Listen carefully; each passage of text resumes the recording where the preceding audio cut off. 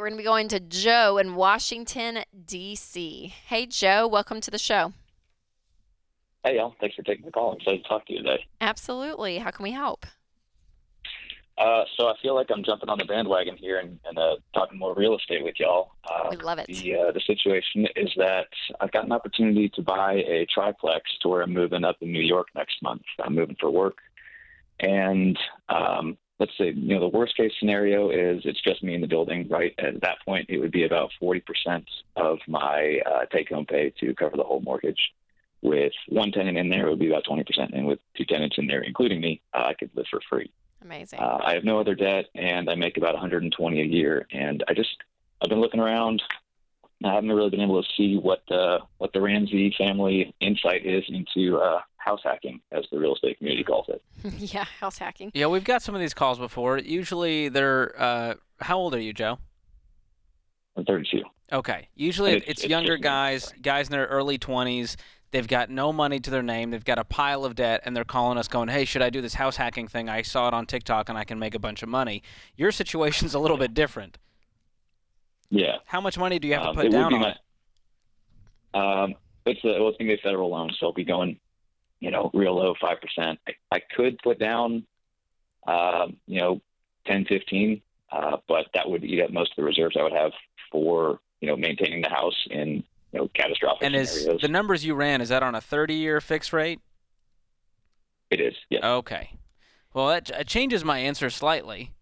I'm not a fan of a 30-year versus a 15-year. Do you have any other debt, Joe? Do you have any debt? No, I have no debt, and then I've got about 75 in non-retirement accounts and about 200 in the retirement accounts. Okay.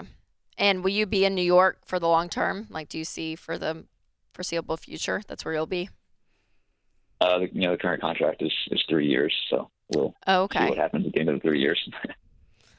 Oh man, we just had a call so similar to this in the last segment. Yeah, when we go into yeah, I don't know. I just, for me, getting into something that, again, the math, you could make it work here, but I think there's just hassle in buying something, especially when it comes to real estate in New York. I'm like, oof.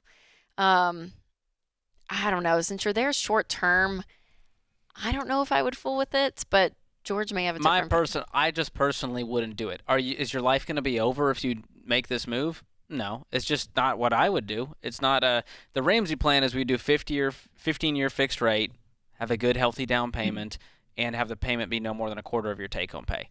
Now you're seeing the upside of, well, if I get these renters in here that are on time, that are reliable, that don't cause a lot of issues, and there's zero maintenance to do, I'll be okay. But when I look at it, I also see a whole bunch of risk involved.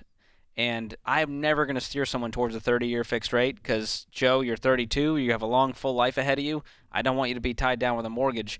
And I know people say, well, Rachel, they're paying the mortgage for me. It's free. Nothing in life is free when it comes to real estate. Yeah. There's always going to be maintenance, repairs. You've got the mortgage, property taxes, insurance, you name it, extra liability with these tenants. So if you can swing it on a 15-year fixed rate and you had the same numbers, I'd go, okay, I feel a lot better about that. And if you had a healthy down payment, I'd go, I feel better about that. But at the numbers you gave me, it makes me a little uncomfortable. You're just right on that line, Joe, a little bit of like, oh, it could go south really quick, and you're going to regret doing it. Would you cash out the 75 non-retirement to do it?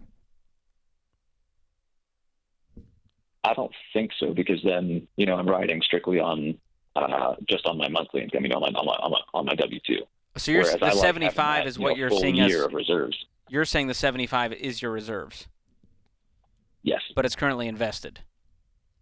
It's in mutual funds, just like regular highly liquid mutual funds. Yeah, I mean, if you cashed it out and that became your down payment, you could do a 15-year. I'd feel a lot more like there's a lot more breathing room for you.